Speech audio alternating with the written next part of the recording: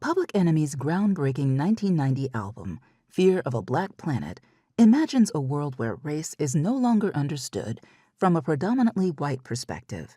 The album predicts a blackening of not just America, but the entire globe, a shift not even institutional racism, white supremacy, or white elitism can stop.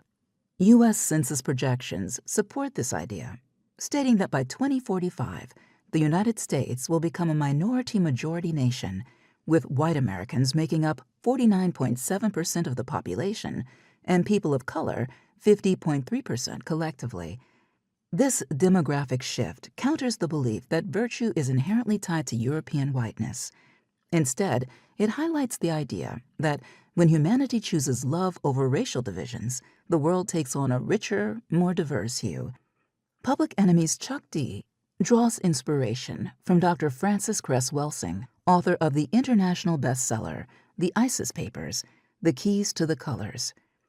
In 1970, while at Howard University, Dr. Welsing proposed the color confrontation theory.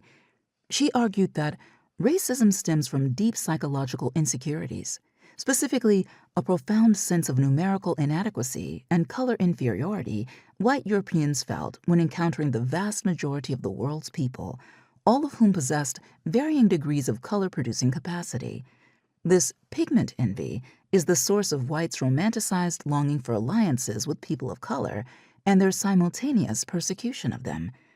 Racism thus becomes a way of protecting white supremacist ideals, often cloaked in warped moral justifications like a belief in racial purity as divinely ordained. Even so, Welsing argues that beneath white privilege lies a secret lust for blackness, one that, despite repression, never quite dies out. For some, this manifests as a searing conflict, a desire to subjugate people of color while also being irresistibly drawn to them. The cover of Fear of a Black Planet shows Earth colliding with another, darker planet bearing the group's logo.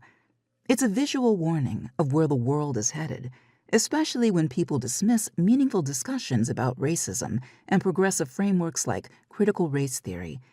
This rejection of open dialogue feeds the distortion of BIPOC stories, the banning of books, and the silencing of marginalized voices, tactics that criminalize and dehumanize people of color.